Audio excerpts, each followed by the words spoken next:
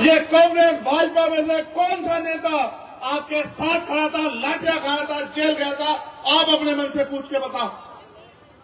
क्या इनका रिश्ता आपसे सिर्फ वोट का ही है? आपने देखा नहीं, आपने भाजपा को हराने के लिए, भाजपा के लिए जो लाठियां आपकी पीठ पे डाली, उनसे बचने के लिए आपने कांग्रेस को वोट दिया। लेकिन 1.5 साल में कांग्रेस के लोग कांग्रेस पार्टी को तोड़ के और भारतीय जनता पार्टी में शामिल हो गए। जो पार्टी अपने विधायक नहीं रोक पाई, अपने विधायकों की रक्षा नहीं कर पाई, वो आपकी रक्षा कर लेगी क्या? बताओ। जो अपने ताकतवर, देखो उनके लोग झूठे थे, उनके लोग लालची थे, वो लोग भागे, जनता नहीं भागी। जनता ने तो तय किया था कि भाजपा की का ढक्कन बंद करना, और आपने करके भी दिखाया। लेकिन मुझे बताओ मेरे लोगों, वो अपने स्वार्थ में चले गए, इससे आपको क्या मिला? कुछ मिला? और आप उनसे उम्मीद क्यों करते हो कि वो आपको कुछ देंगे? अगर वो इतने अच्छे होते, आप ये सोचो और इतिहास को याद करो, वो इतने अच्छे होते तो बाबा साहब अम्बेडकर को अपने 4 बच्चे कुर्बान करने पड़ते। अगर वो इतने अच्छे होते तो बाबा साहब अम्बेडकर को पार्टी बनानी पड़ती, बाबा साहब अम्बेडकर को घर घर जाके लोगों को जागरूक करना पड़ता। और वो इतने अच्छे थे तो भारतीय संविधान से पहले उन्होंने हमारे अधिकारों की लड़ाई क्यों नहीं लड़ी? मेरे लोगों अपने मन से पूछ के देखो। जो जुर्म, जाति, अन्य अत्याचार और अधिकार विहीन रहे आप लोग। आपको पढ़ने का अधिकार नहीं था, आपको घूमने की आजादी नहीं थी, आपको खेती किसानी करने की आजादी नहीं थी, आपको विदेश जाने की आजादी नहीं थी, आपको मकान बनाने की आजादी नहीं थी, आपको उद्योग धंधे करने की आजादी नहीं थी। आपके बीच से एक आदमी खड़ा हुआ जिनको हम बाबा साहब अम्बेडकर के रूप में जानते हैं, और उनसे पहले छत्रपति साहू जी महाराज, जो कुर्मी कुल के थे, कुर्मी, गुर्जर, मराठा एक ही कुल है पूरा। छत्रपति साहू जी महाराज ने 1902 में आरक्षण की व्यवस्था की। उससे पहले डॉक्टर बाबा साहब अम्बेडकर ने, जिनको गुरु माना, राष्ट्रपिता ज्योतिबा फूले ने, उन्होंने और उनकी पत्नी ने तमाम तरह के अपमान सहे और हमें हमारे पैरों पे खड़ा करने के लिए 18 स्कूल खोले। मेरे लोगों, जब मैं आया, मुझे आगे हमारे नौजवान भी मिले। मैं आपसे भी पूछ रहा हूं और अपने दिल पे हाथ रख के गवाही देना। आप 12 फरवरी को जुटे थे मेरे साथ भोपाल में, और हमने अपना मांग पत्र सौंपा था सरकार को। आपके पास लाखों की भीड़ थी, लेकिन वोट की शक्ति उस समय नहीं थी, चुनाव नहीं था। आपके पास एमपी एमएलए नहीं थे, उन्होंने आपकी बात को नजरअंदाज कर दिया। आपको समझ आया कि लाखों की भीड़ भी कुछ नहीं कर सकती है। लेकिन अगर सोचो आपके 10 एमएलए यहां होते तो मैं इस सरकार के गले में हाथ डाल के आपके सारे काम करवा देता। अभी मुझे हमारे लोग मिले, कह रहे भैया मान सम्मान नहीं मिल रहा है। आप मुझे जवाब देना मेरे लोगों, जो मिशन का काम करते हैं वो मान सम्मान की परवाह करते हैं क्या? आप मुझे अपने मन से बताओ, कोई ऐसा महापुरुष बताओ जिसने अपमान ना सहा और अपमान सह के इस लड़ाई को ना लड़ा। एक बताओ, क्या बाबा साहब अम्बेडकर ने अपमान नहीं सहा? तमाम तरह की प्रतिभा होने के बावजूद भी अपमान सहते रहे, आरोप प्रत्यारोप सहते रहे। जब बाबा साहब अम्बेडकर अपने समाज को जगाने के लिए काम कर रहे थे, लोग कहते हैं अंग्रेजों के एजेंट हैं। जब मान्यवर काशीराम साहब क्लास 1 के अफसर अपनी नौकरी छोड़ के इस काम को कर रहे थे, तो लोग उन्हें, कांग्रेस बीजेपी के लोग कहते हैं सीआईए के एजेंट हैं।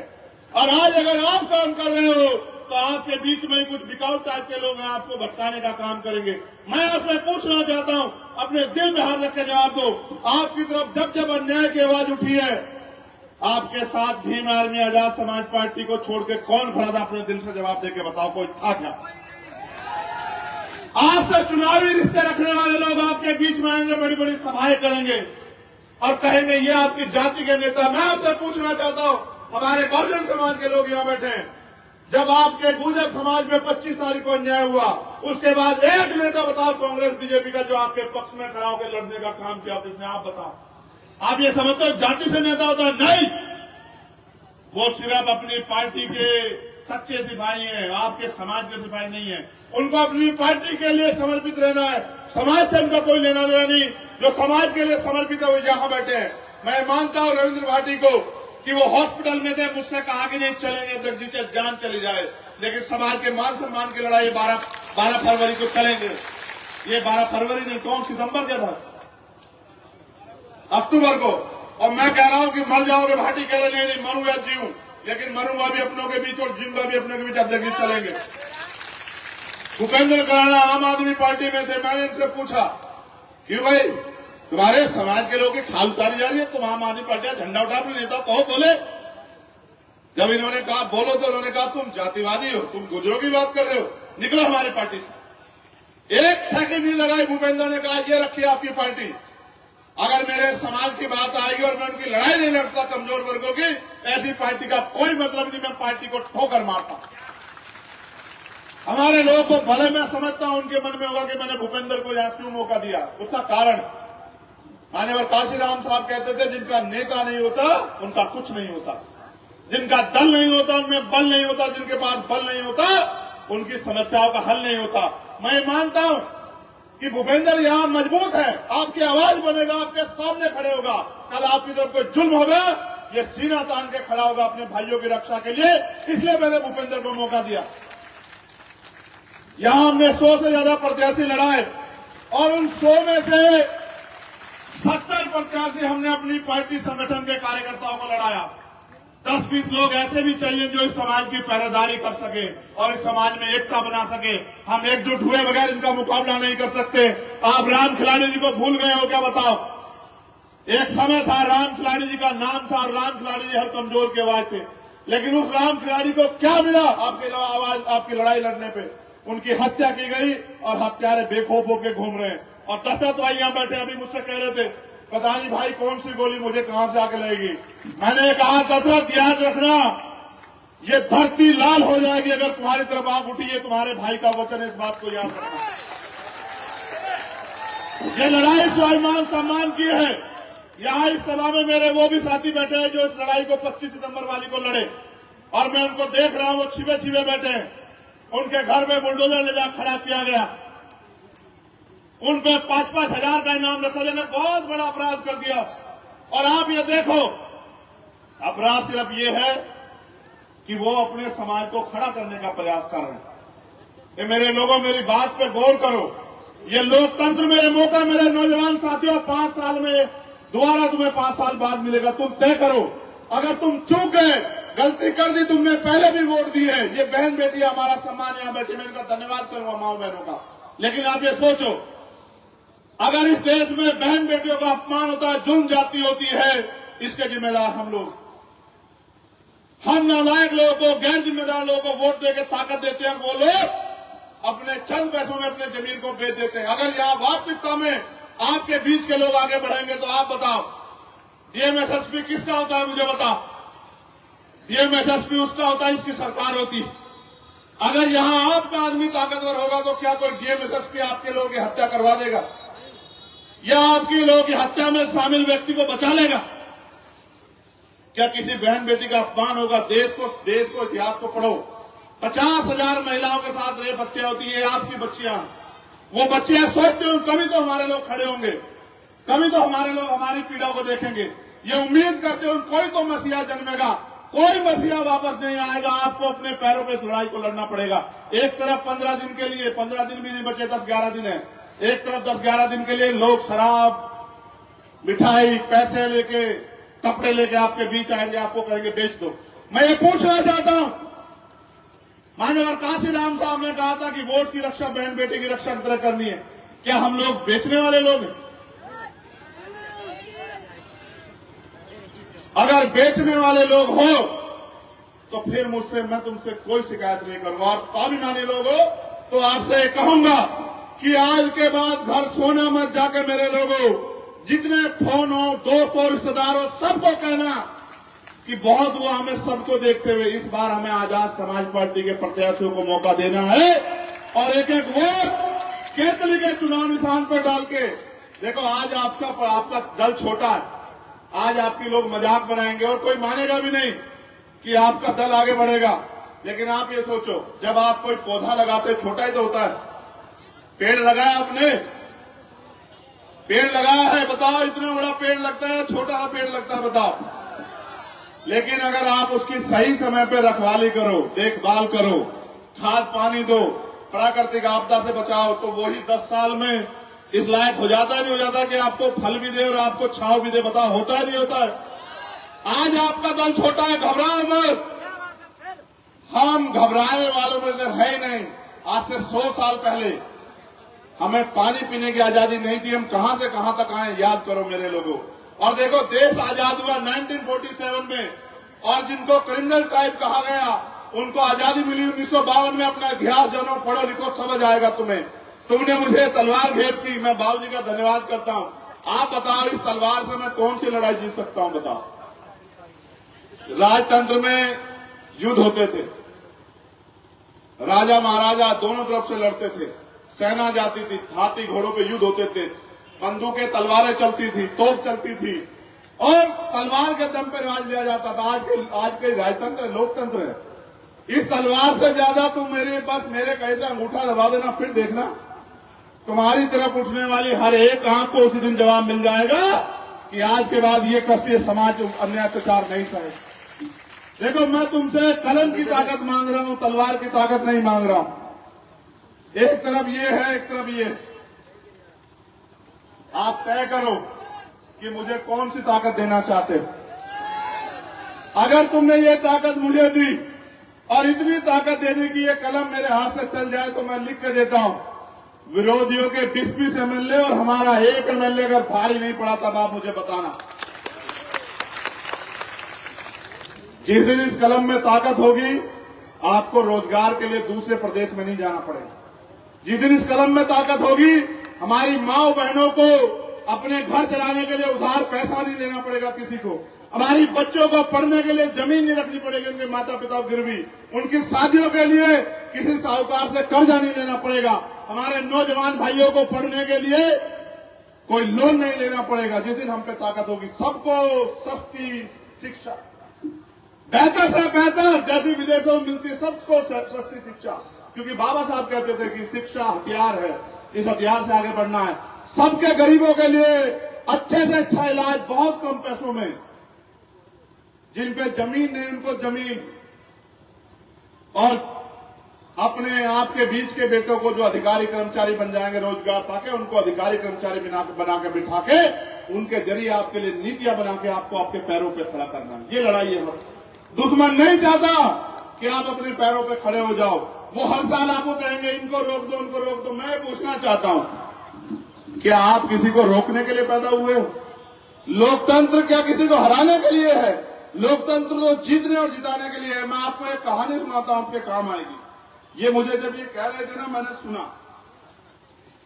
एक पुजारी जी के, पंडित जी के 2 बेटे थे।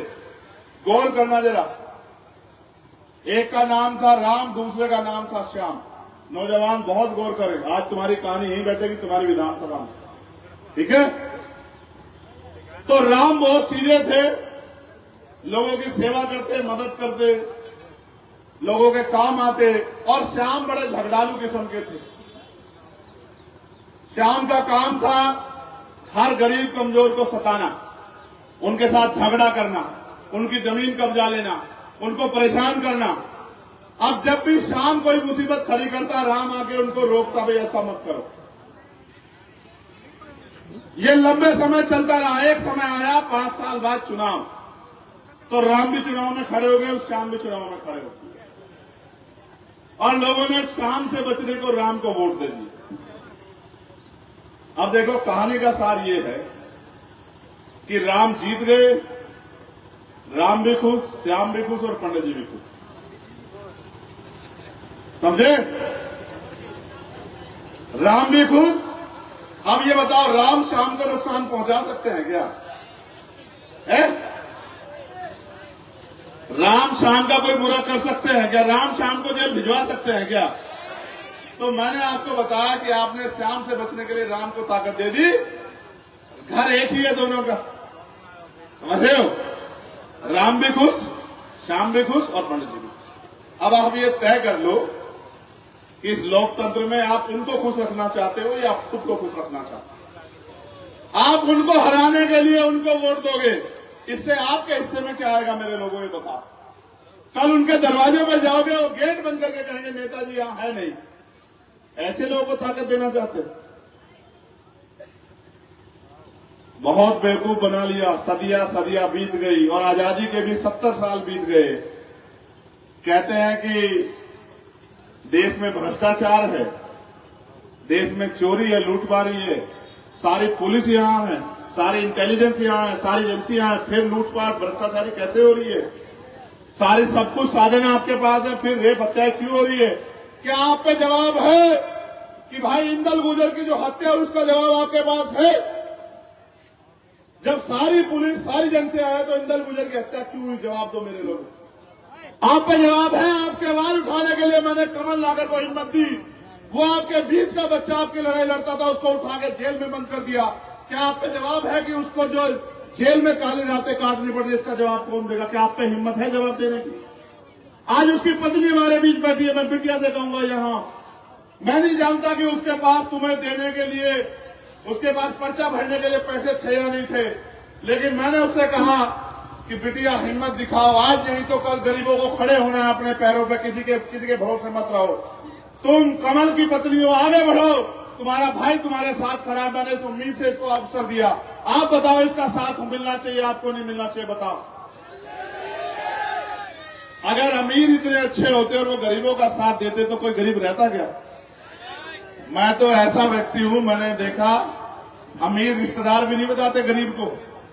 हमारे यहां भी कुछ अमीर है, कहते हैं कि वो तो छोटा सा है, हम नहीं जानते उसको कौन है। देखा आपने? वो कहते हैं छोटे मोटे लोगों को नहीं हम लोग जानते हैं। अब मैं कहूं क्या, मेरा सारा समाज इस हालात में, खाने को अच्छा खाना नहीं है, पीने को साफ पानी नहीं है, अच्छे मकान नहीं है, अच्छे कपड़े नहीं है, अच्छी सुख सुविधाएं नहीं है। कितने लोग हैं हमारे घर परिवार के जिनके घरों में एसी है? पूछ लो। कितने ऐसे लोग हैं जिन पे 4 पैर गाड़ी है? पूछ लो। कितने ऐसे लोग हैं जिनकी खुद की दुकानें व्यापार है? पूछ लो। और कितने ऐसे लोग हैं जिन पे कर्ज है? तो पूछो अपने आप, आपको पता लग जाएगा। कितने ऐसे हैं जिनके बच्चों को सरकारी नौकरी मिली? पूछो, आपको पता लग जाएगा। कितने ऐसे हैं जिनको तमाम तरह की मुसीबतों का सामना करना, आपको पता लग जाएगा। और मैं इस लड़ाई को तब तक लड़ता रहूंगा जब तक मध्य प्रदेश का हर एक किसान, कमजोर और गरीब परिवार खुशहाल नहीं हो जाता, उनके चेहरों पे खुशी नहीं आ जाती, उनको वो सुख सुविधाएं नहीं मिलती जो इस प्रदेश के अमीर ले रहे हैं। कितनों के चार्टर प्लेन है, कितनों के हेलीकॉप्टर है कुछ आपके पास, लेकिन आपकी वोट लेके उनके पास चार्टर प्लेन भी है, उनके पास हेलीकॉप्टर भी है, उनके पास जहाज भी है, उनके पास गाड़ियां भी हैं, उनके पास खेत भी है, उनके पास सब कुछ है। अब आप ये तय करो कि आप अपना भविष्य कैसा चाहते हो। मैं अपने बुजुर्गों से कहना चाहता हूं, माओ बहनों से, क्या इस देश में अपने बच्चों का भविष्य गुलामी का चाहते हो या फिर स्वाभिमान सम्मान का चाहते हो? मुझे हाथ उठा के बताओ मेरे लोगों, कैसा भविष्य चाहते हो? जोर से बताओ, कैसा भविष्य चाहते हो? क्या गुलामी का भविष्य चाहोगे? दोनों हाथ उठा के बताओ, क्या अपने बच्चों को गुलामी की तरफ धकेलोगे या फिर अपने बच्चों को आजादी की तरफ लेके जाओगे कि उनको वो बुनियादी सुख सुविधा अधिकार मिले? बताओ क्या चाहते हो? अपने दोनों हाथ उठा के बताओ। स्वाभिमान सम्मान का जीवन चाहते हो नहीं चाहते हो? बताओ। वो जो मोटरसाइकिलों पे वहां खड़े हैं उनको पूछ रहा हूं, स्वाभिमान सम्मान का जीवन चाहते हो नहीं चाहते हो? बताओ। आपका चुनाव निशान क्या है? बताओ। जोर से बताओ, आवाज नहीं आई। ये केतली आपको अलादीन के चिराग जैसे नहीं लगती है? टीवी देखा नहीं देखा बचपन में? अगर टीवी देखा तो एक ऐसा चिराग आता था और उसको घिसो तो उसमें से निकलता था कुछ, और वो कहता था, क्या कहता था? क्या हुक्म मेरे आका। मैं भी तुमसे यही पूछ रहा हूं, इस केतली को भर दो और फिर मैं तुमसे पूछूंगा क्या हुक्म मेरे आका, फिर बताना तुम्हारा हुक्म पूरा होता नहीं होता। समझ रहे हो? और सुनो, हमारे यहां एक कहावत है, अब पता नहीं तुम्हें समझ आए ना आए, सबको तुमने आजमा के देख लिया। इस बार ये काम कर, आपकी लड़ाई लड़ने की, सड़कों की तो लड़ाई लड़ी, विधानसभा की लड़ाई लड़ने की ताकत भी दो। मेरी 7 साल की उम्र नहीं है कि घर जाके बैठना है। अभी मेरे ऊपर गोली चली, आपको पता नहीं चला? पता कहां चलाई गोली उन्होंने? मैं उनसे कहूंगा अगली बार गोली सीने पे चलाना। पीठ नहीं दिखाने वालों में से हूं मैं, सीने पे खाऊंगा तुम्हारी गोली।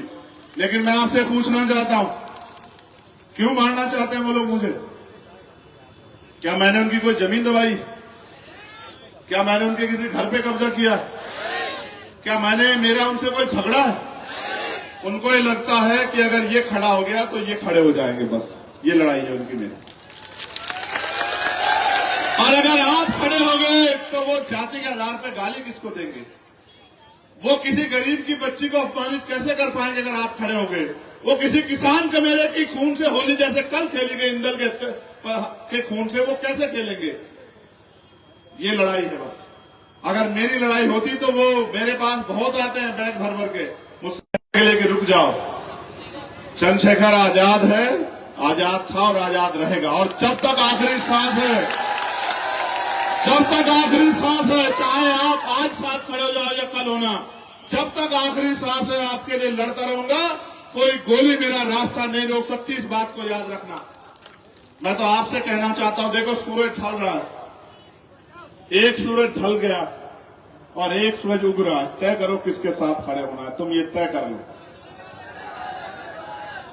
देखो, ढलता सूरज अंधेरा देगा और उगता सूरज क्या देगा? उगता सूरज। मैं तो मेरा बस चलता तो मैं चुनाव चिन्ह में उगता सूरज मांगता, मगर मेरी वहां चलती कम है, समझ रहे हो?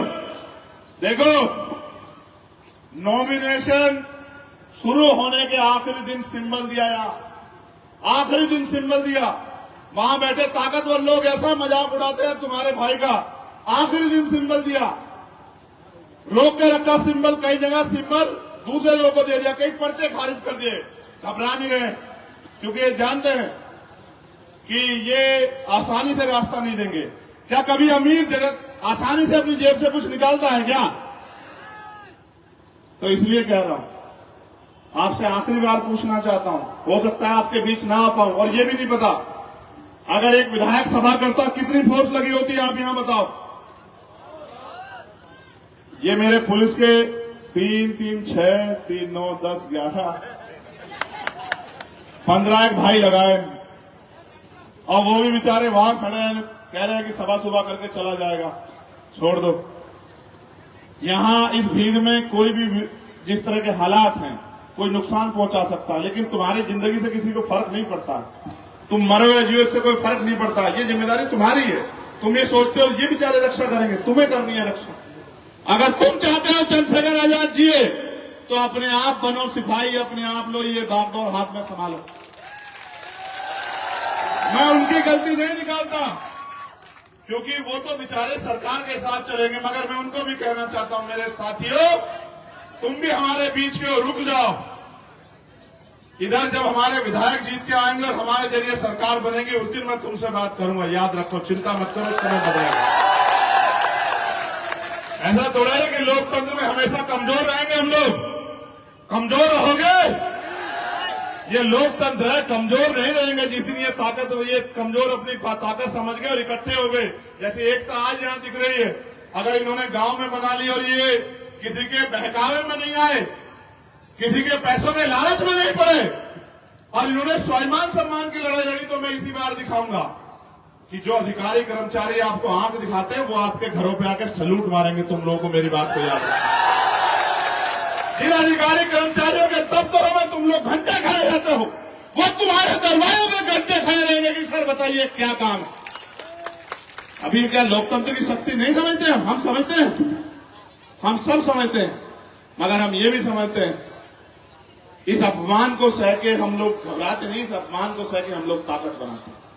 और क्योंकि अभी हमें बाबा साहब अम्बेडकर के स्टैच्यू में माल्यार्पण करने जाना है, मैं आपसे भी कहूंगा, और मैं पहले आपसे कहूंगा, अनुशासन में चलना। तुम्हारे बीच में कोई नहीं आएगा तुम्हारी मदद करने, तुम्हें खुद बनना है सिपाही।